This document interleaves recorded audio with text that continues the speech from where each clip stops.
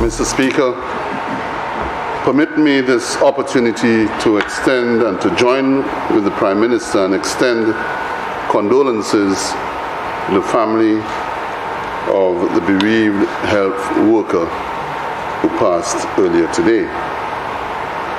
Mr. Speaker, on Sunday, 6 November 2022, St. Lucia experienced a serious and unusual weather phenomenon which was caused by an upper-level trough, an isolated incident triggered by low-level moisture in the atmosphere.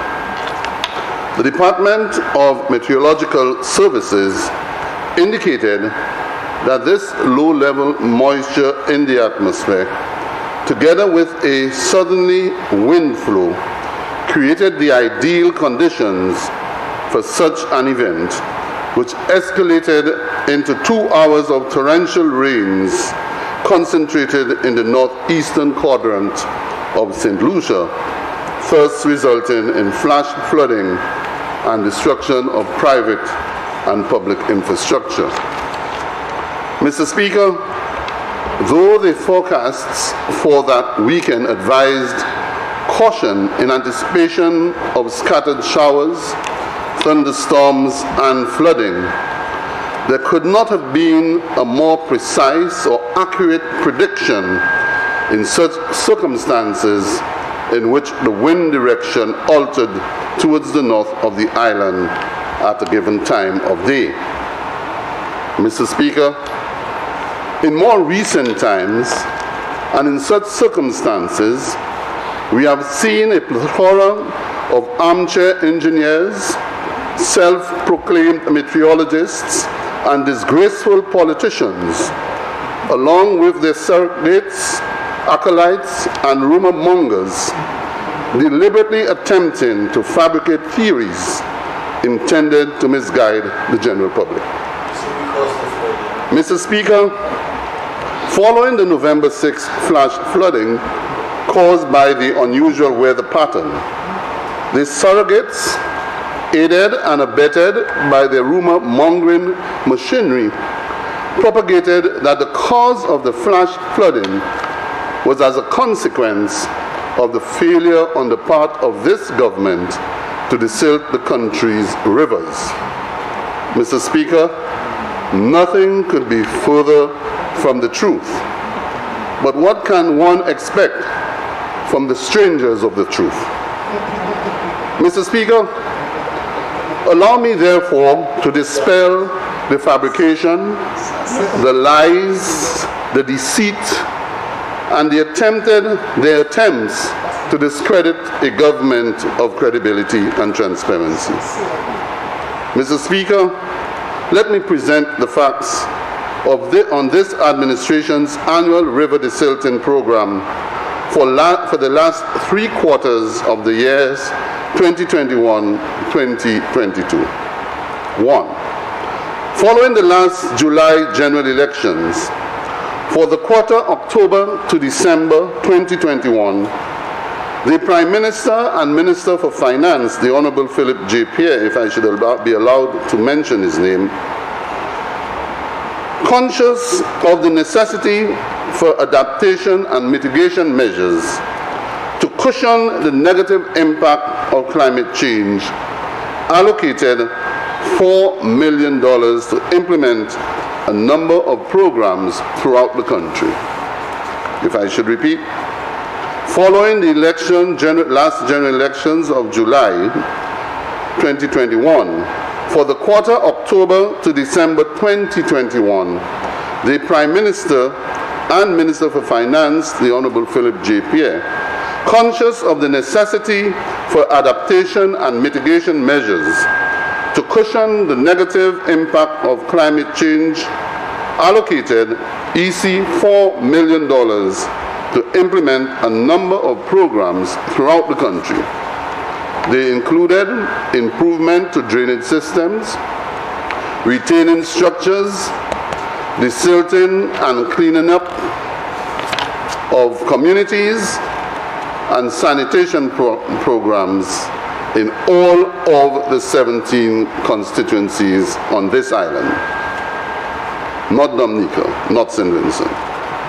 This was followed, Mr. Speaker, by a second stage by what we call the pre-hurricane program in May of 2022, undertaken by the Department of Infrastructure and aimed at further clearing waterways, drainage systems, unclogging culverts and channels throughout the island. The cost of that initiative was $497.967.04 according to the financials, and every constituency benefited, government and opposition. Thirdly, Mr. Speaker, there was a third program which was implemented in the second quarter of the year, the annual desilting program, and that program entailed heavier desilting of the major rivers and waterways throughout the island. The program ran through the quarter as recent as September, the value of which was $2 million, and again, it targeted the entire country.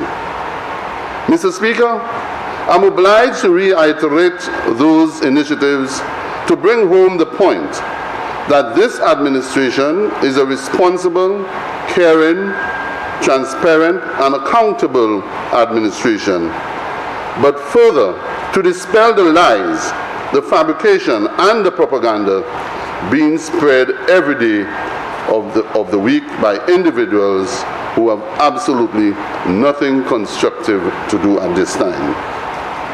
Notwithstanding, Mr. Speaker, following the destruction caused by the intense rain and the associated flooding, the Department of Infrastructure has been conducting its reconnaissance to determine the extent of the damage caused to the public infrastructure and the consequential estimated costs of cleanup, cleaning roads, culverts, waterways, and removal of slides and debris to reinstate infrastructure and mitigate against future events.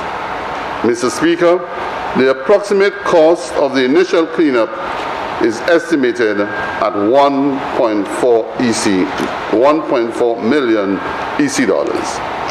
Mr. Speaker, works are ongoing on the cost for reconstruction of roads, retaining walls, and bridges, and are still pending. To this end, Mr. Speaker, a request has been submitted to the Minister for Finance ahead, and that request was submitted ahead of the heavy rainfall, and the total is approximately $7 million and is still pending. That request has been augmented, or rather have been addressed to facilitate for the impact of the rains.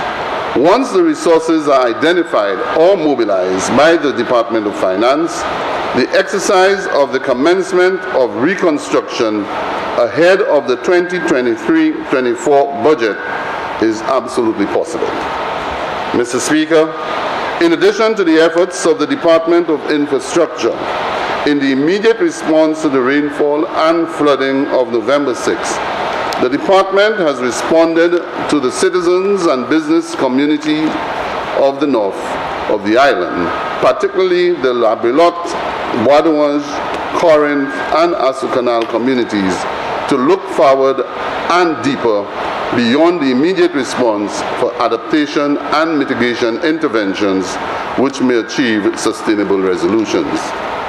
Mr. Speaker, to this end, last Thursday, the 17th November, a delegation comprising representatives of the Bois d'Orange Commercial Zone, a representative of the Association of Professional Engineers of St. Lucia, a senior private sector engineer, a representative of the Water Resources Management Agency, Ministry of Agriculture, the Zone 1 engineering team, the Deputy Chief Engineer, the Permanent Secretary in the Department of Infrastructure, the Parliamentary Representative for Grosley, and myself, Minister for Infrastructure, who toured the affected areas in an attempt to appreciate the conditions on the ground and plan the way forward.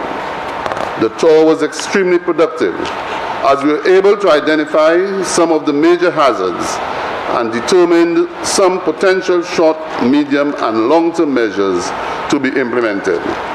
To this end, a technical working committee is to be constituted, comprising both the private and public sectors, as an initial mechanism to formulate and chart a path forward on medium-term and long-term adaptation and mitigation measures for consideration by the government. Mr. Speaker, an inaugural meeting is scheduled for tomorrow, Wednesday, 23rd November, to commence the technical mission. It is hoped that this multidisciplinary team will attempt to conduct its activities expeditiously and to advise in a timely manner. However, Mr. Speaker, notwithstanding all the potential initiatives and measures that we may institute to adapt mitigation and build resilience, our citizens must change their behavior and their culture. Climate change isn't the only phenomenon. Desilting our rivers won't resolve the problem, while adaptation and mitigation aren't the only responses necessary.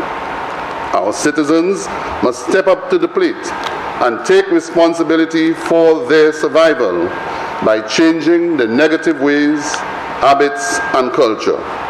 As a people, we all must take responsibility, individually and collectively, for our community, the environment, and our own well-being.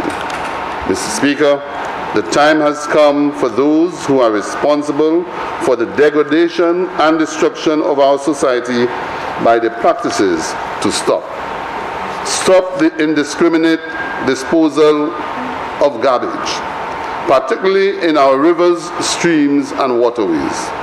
The last event exposed our nakedness as a people by the volume of solid waste which came down with the floodwaters.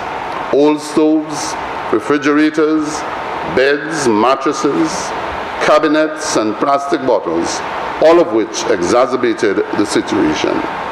Let's stop the rot and stop the indiscriminate disposal of waste into our rivers and waterways, which don't only causes flooding, but end up on our beaches and contaminate our coastal waters.